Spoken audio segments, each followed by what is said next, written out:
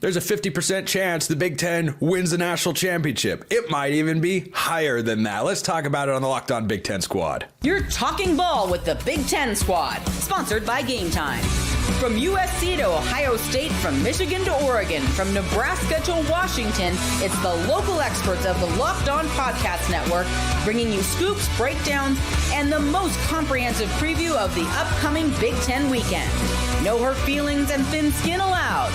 Squad up, you're part of the Big Ten Squad. 100 and however many teams went at it, and 2 Big Ten teams still remain in the chase for the national championship. I'm Spencer McLaughlin in for Craig Shemon here on the Locked On Big Ten Squad. That's Zach Anderson, Yoxheimer, Locked On UCLA, Zach Seiko, Locked On Nittany Lions, Jay Stevens, Locked On something or other over there. Brought to you today by FanDuel. From big upsets to game-winning drives, the NFL playoffs are better with FanDuel. New customers can bet $5 and get $200 in bonus bets guaranteed. Whether you win or lose, visit FanDuel.com to get started. Sit back, grab a beverage, kick your feet up, enjoy the banter here. I am Spencer McLaughlin, neutral arbiter of all things college football with no rooting interest anywhere, so no jokes need to be thrown. That didn't sound neutral at all in the intro. What? That didn't sound neutral at all. Jay, you're breaking up, but let's go to you anyway, since I can tell that you're trying to talk here. Ohio State looks like an unstoppable force, and I don't know that there is an immovable object that can get in their way if Ohio State plays as they have over the first 2 games. This team right now is playing the way that they should have been playing the entire regular season. They should have won the Big Ten championship. They had the talent to do it, but they didn't get it done in the regular season. All of a sudden, that loss to Michigan seems like it propelled Ohio State to be playing in a way that is great, and I don't know if there's a team out there that can stop them. Texas is talented. Notre Dame, Penn State, they have talent. I don't think any of those teams have what it takes to beat Ohio State the way Ohio State's playing right now.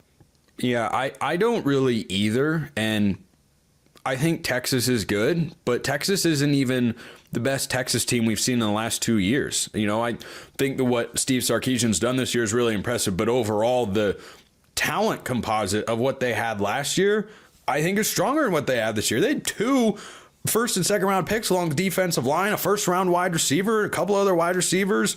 I think they are a slightly watered down version of what they were a year ago, which is still a very good football team, of course. But Zach Seiko, Locked On Nittany Lions, Penn State's just still kicking. Everybody, myself included, wrote them off in the middle of the year when they were down 20-6 at the half at USC. And what do you know? Here they are as a Final Four team for the first time under James Franklin. Yeah, they are able to right a lot of wrongs here in this case. I mean, this is your definition, or at least I guess the public consensus definition of the big game, because it's not Boise State in the Fiesta Bowl. It's not SMU in the first round of the college football playoff. It's not on the road at USC when everybody else is losing all of these cross-country road games. I get it, they lost to Ohio State. I get it, they lost to Oregon. But those were the teams that I was most concerned about in this postseason.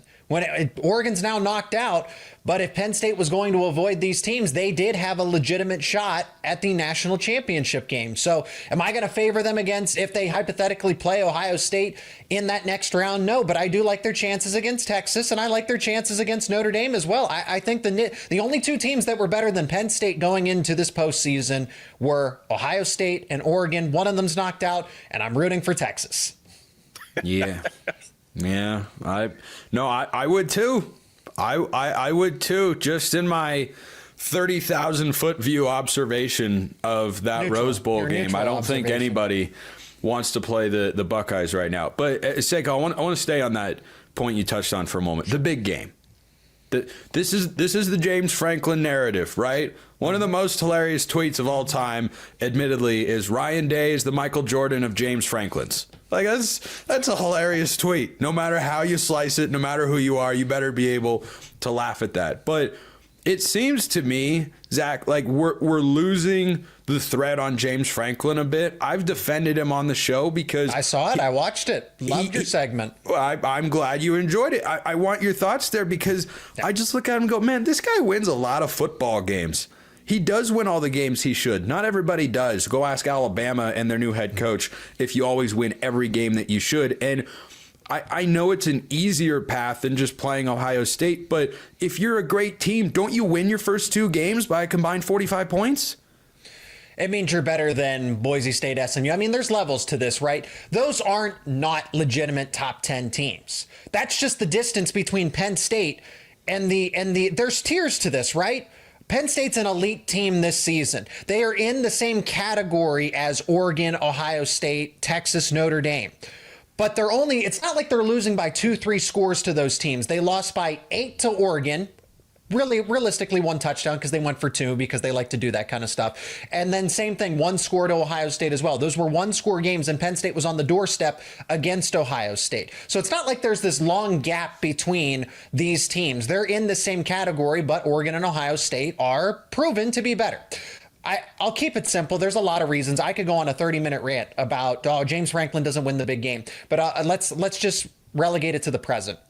What James Franklin and Penn State did in 2017, 2018, 2019, 2020, 21, 22, 23 have no bearing on what this team does in 24 and 25. It is all about matchup. I do not care. It does not matter that Penn State and James Franklin lost to Michigan in 22 and 23. That does not affect them in how they play Notre Dame in 2025. And think about this, to build on that point, Seiko. They've got a new offensive coordinator. So you look at last year and say, look, they couldn't do it. They couldn't do it with the... Well, this version of Penn State came up 8 points short against Oregon, 7 points short against Ohio State, and has beat the daylights out of 2 teams that were ranked inside the top 10. So I just like James Franklin to get a little credit. Zach Anderson, Yoxheimer, Locked On UCLA. Hi. Rose Bowl was nice. Hi. I get to see that. Thank you for lending that. We forget there's games played in the fall. That things happen in the Rose Bowl. I promise you. Yeah. It is easy to forget that, but let's keep it on football. For UCLA basketball is good. No surprise there. I think that was the expectation coming into the year for the Bruins, but. In the football sense, new offensive coordinator coming over from Indiana after Eric Bieniemy relieved of his duties. I mean, what's the mood around the football program going into year 2 under Deshaun Foster? It still seems like there's some weird people trying to figure out, do they like the Deshaun Foster hire? It still feels a little weird that Chip went to Ohio State. So it's kind of, wait, Deshaun Foster gets his first full offseason. And he's proven in that miniature offseason, he'd go get people, maybe not the most talented left after Chip left. And then with the first full offseason, he's gotten a quarterback. He's beefed up the O-line. They've got 20 defensive backs in the portal and a new DB coach. So it just seems like craziness. They haven't legitimately got 20, but it felt like that with all the guys coming in. They're finding their weaknesses and pinpointing what they need to do to get better. And most importantly, get rid of the weakness, which was the offensive coordinator position, get a new young hot shot, get a new quarterback, and give those youngsters in the program time to develop. I like what they're doing, and they're beefing up the O-line with potential. UCLA, I think, is certainly capable of a bowl. I know we're sitting here with playoff teams on this show, but UCLA is not a year away in the day and age of college football where you can be a year away at this point. Is that Sully in the corner of your frame there, Zach? Yeah, I don't know where Mike Wazowski went, but oh, well, you should keep them together. They're best pals. Speaking of best pals, Jay, how are things with your best pal Chip Kelly as the offensive coordinator? Good now. They're better than they were. Was it November 30th? Things are going pretty well with Chip Kelly right now. He's doing what he should have been doing the entire time. I don't understand why they weren't a pass first team, but they are, and it's working out pretty well. They didn't put their best game plan together for Michigan. They fully expected that they could conceal their best plays and save them for the postseason. That's why they're on this tear. Part of the reasons, yes, they're motivated and have to prove all the naysayers wrong, but you don't put your best game. I don't care if it's the game.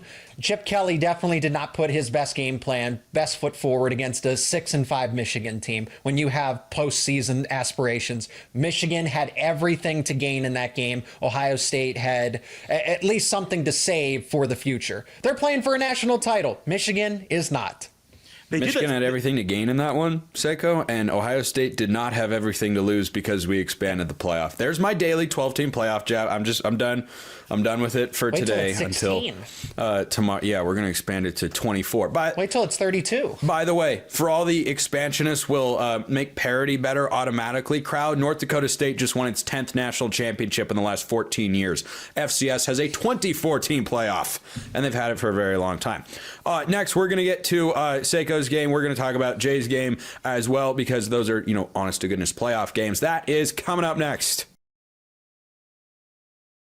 First reminder, this episode is brought to you by Rocket Money. Did you know Rocket Money can help you find subscriptions that you're paying for twice? How foolish would you feel to learn that? Well, Rocket Money can help you figure that out and be a personal finance app for you. It helps you find and cancel your unwanted subscriptions, monitors your spending, and helps lower your bills so you can grow your savings, which is always an important thing to be able to do.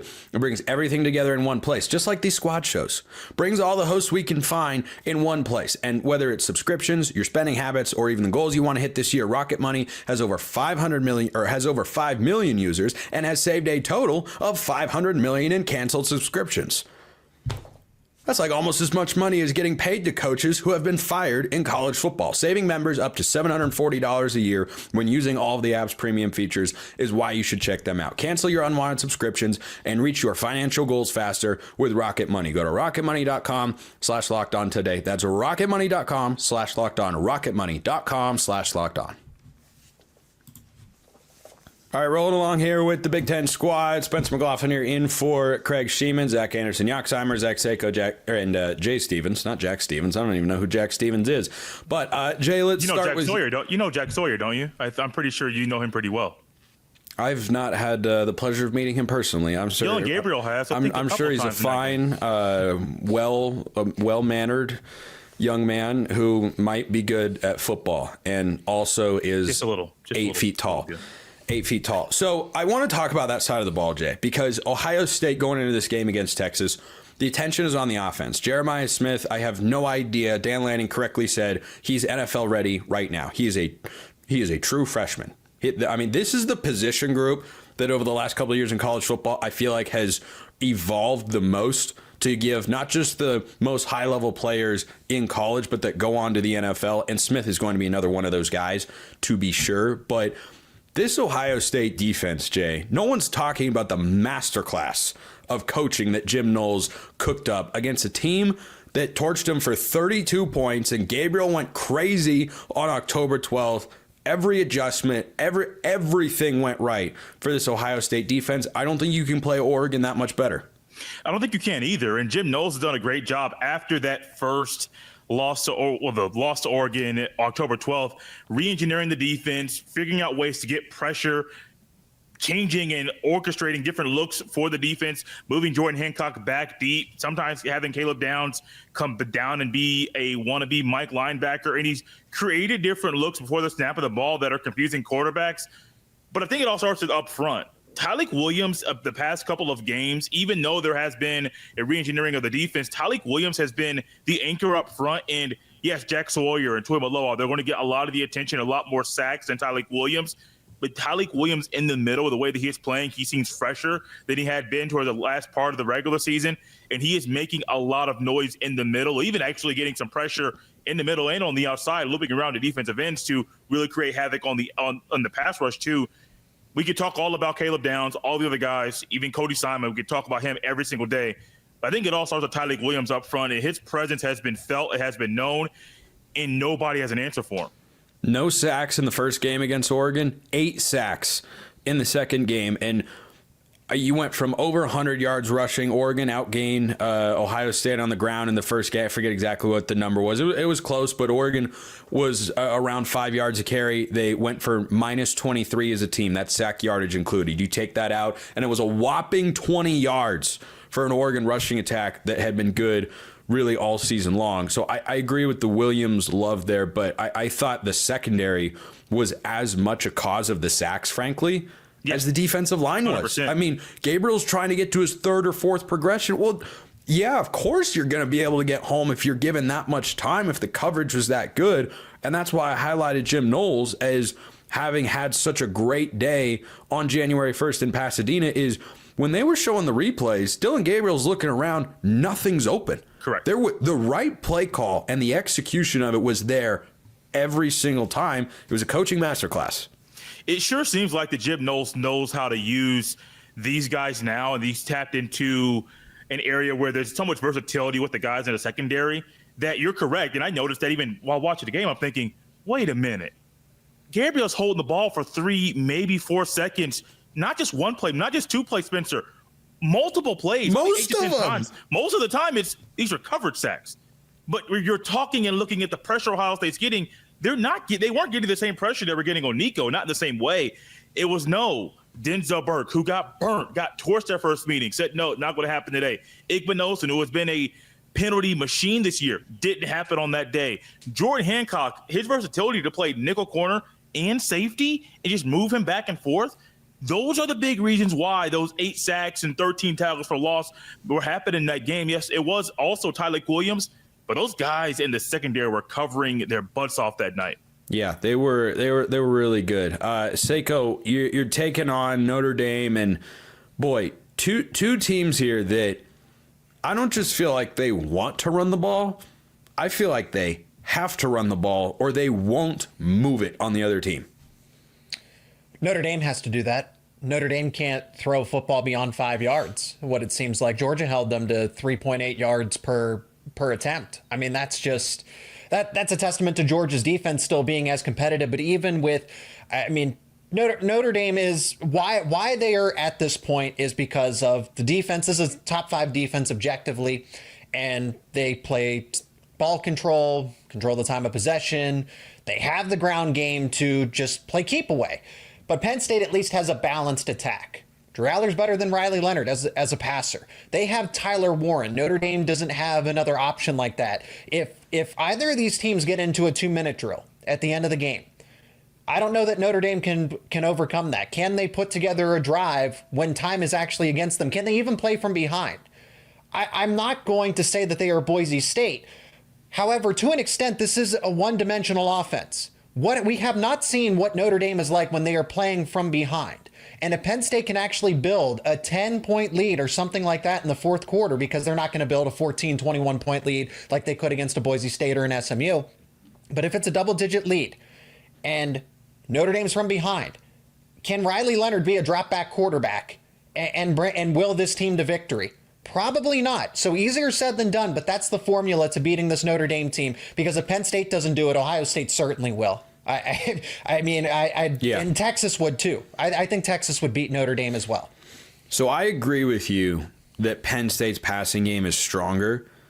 What I disagree with is that Notre Dame's offense is one-dimensional. And what I mean is, yes, they're incredibly run-centric and run-driven, but they don't have one way to run the ball.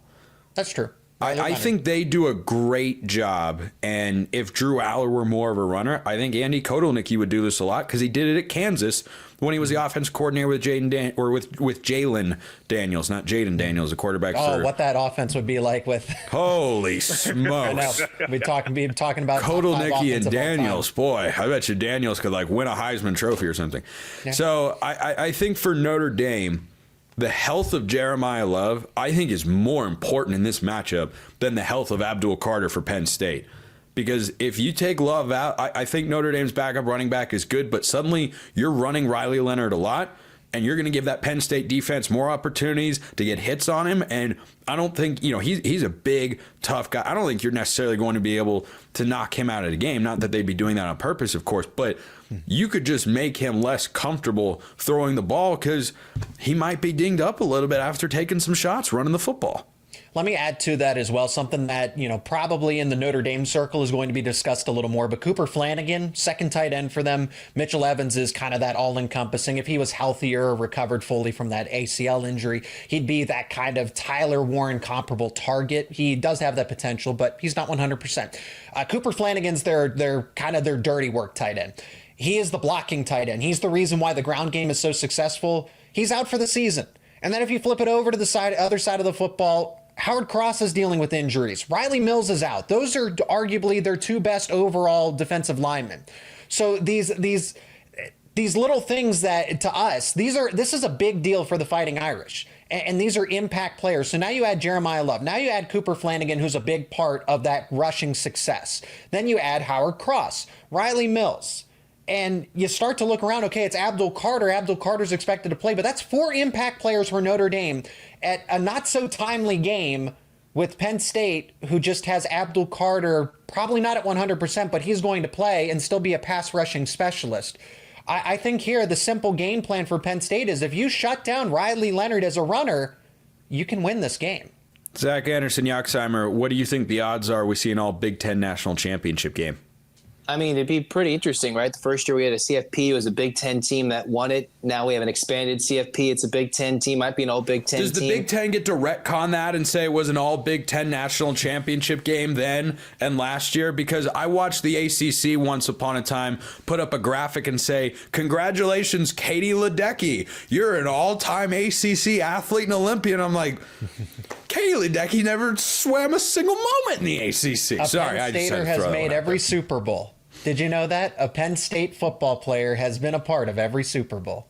Did you know that Oregon lost by 20 on New Year's Day in football and by 30 the next day in basketball? Man, Spencer, I don't know what he was doing those 2 days. Must have been rough. I'm surprised this wasn't a memorial. Locked on I Duck am Spencer. Spencer running the show. McLaughlin, neutral arbiter. Yeah, of I college wonder what football, you Locked see. on Ducks pillow Ducks fan. You know, I don't know where he's at. People are going after you on X too. Oregon. Some Oregon people aren't a big fan of you right now.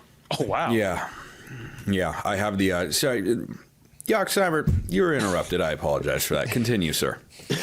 Even though in you're the very big, rude. who would have thought? Like history repeats itself, right? Ohio State, when the first CFP happened, they were counted out, and then they went on a run, won the national championship. Now you go to this year where it seems like they're counted out. Could be the first, I believe, 2-loss regular season national champion with the CFP in play, if I'm not mistaken. You'd be correct. We take away the BCS days, right, with the LSU way back in the day. But this would be an interesting one where it goes all Big Ten. I don't know if I trust Notre Dame, but the defense was good and they did enough plays against Georgia. It would be fun, and it'd also be like the most unlikely scenario to see those two teams, because we would have expected that to be the Big Ten championship game, not the national championship game. Yeah, I mean, it was certainly supposed to be, but we got the second matchup regardless, and I think Oregon fans would look back and say, boy, wish that matchup would come in Indianapolis and not in Pasadena. And curious you bring up that 2014 season, first year they expanded the playoff, that if they hadn't that year, Ohio State wouldn't have been in, wouldn't have won the national championship. This year, no 12-team playoff. Ohio State is not in a 14 playoff this year, so perhaps fortuitous there for the Buckeyes. When we come back, we're going to talk about what it would mean for the Big Ten to win the national championship, whether it's Penn State or Ohio State, and we're going to get picks for both, I should say, semifinal games. That is coming up next.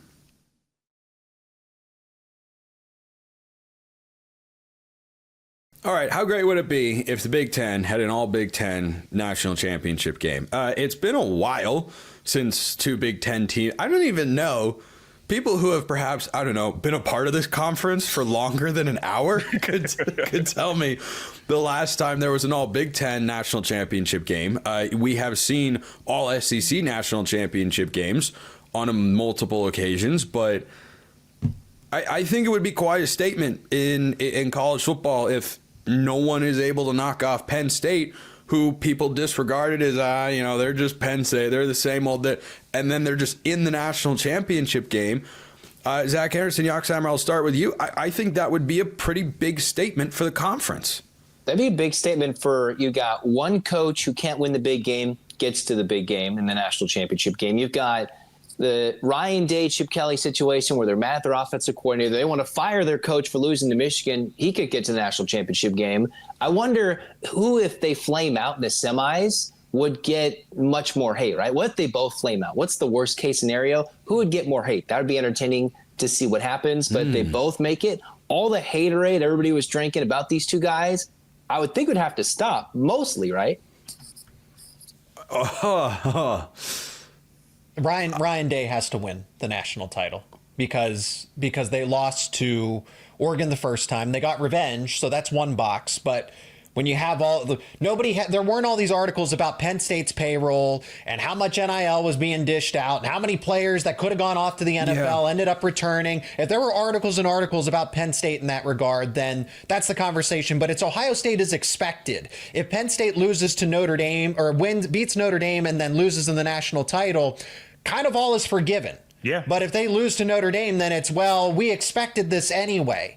So Ohio State has the most to lose in this situation. It's either a par for the course if Penn State does not beat Notre Dame, and then all expectations are shattered if they actually do from the public. I think they beat Notre Dame, but that's...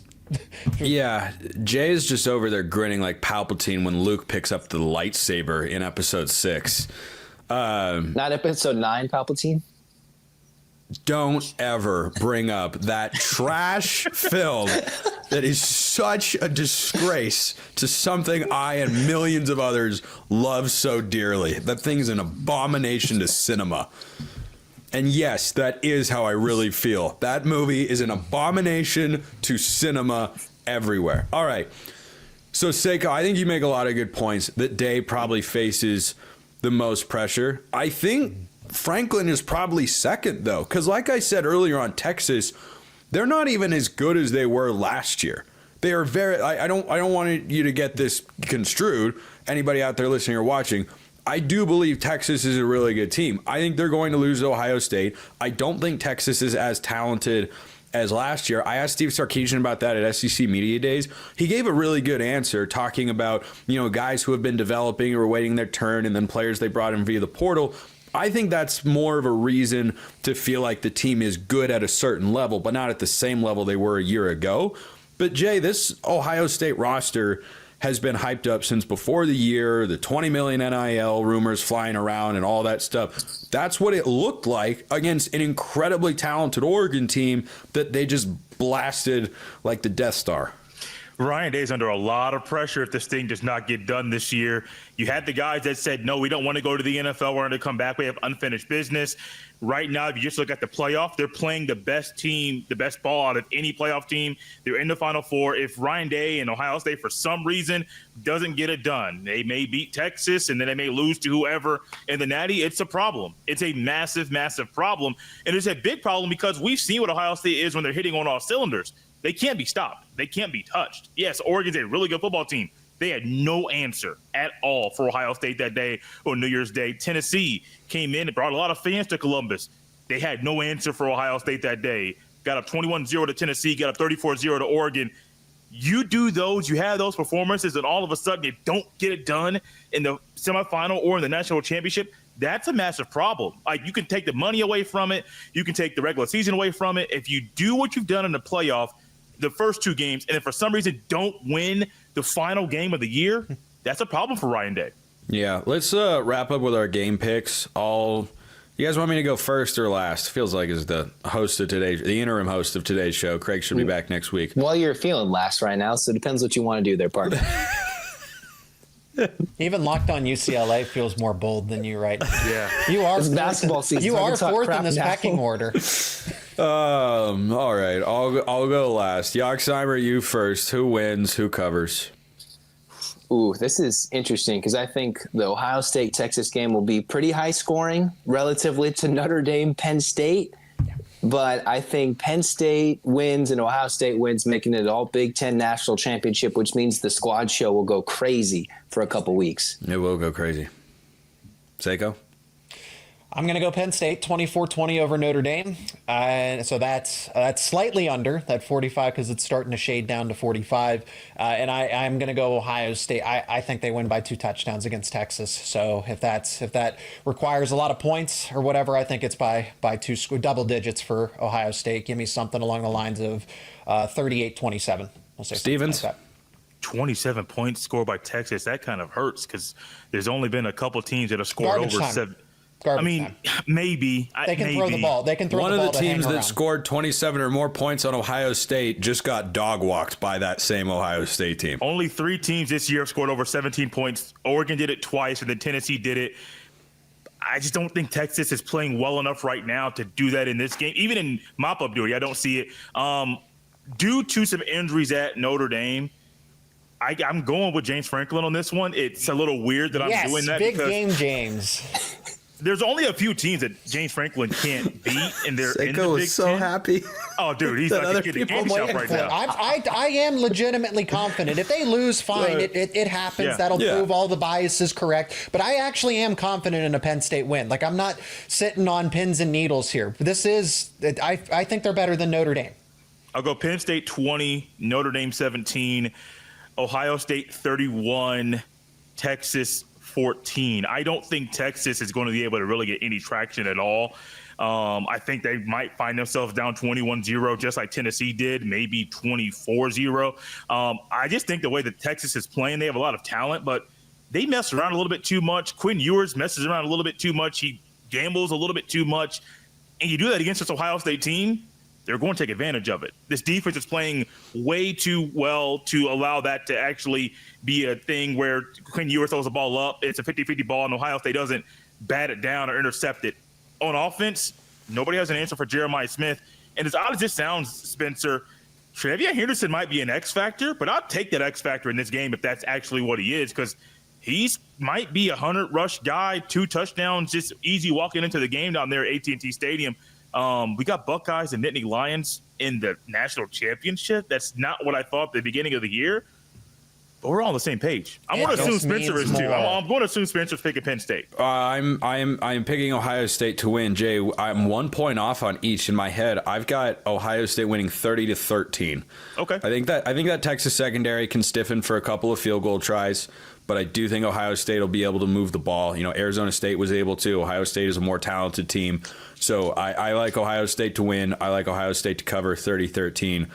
I'm going with Notre Dame, though. I'm trusting the it factor with Notre Dame because, Seiko, I hear your points, and I think it's incredibly valid that you make the case that they've got more talent in these areas and whatnot, but Notre Dame is just playing winning football across the board for the last couple of months, and I don't think you can discount that in these do-or-die situations. Is it doesn't always look the same.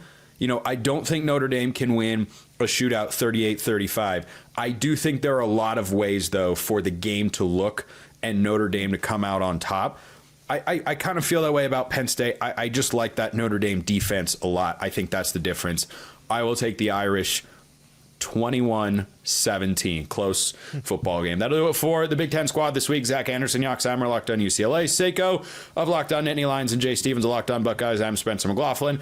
In for Craig Shemon this week. I'm also over on Locked On Ducks and Locked On College Football. This has been the Locked On Big Ten squad. We've got you covered with your team every day across the entire conference. So make sure you tune in. We'll see you next time. And until then, hope you have a wonderful rest of your day.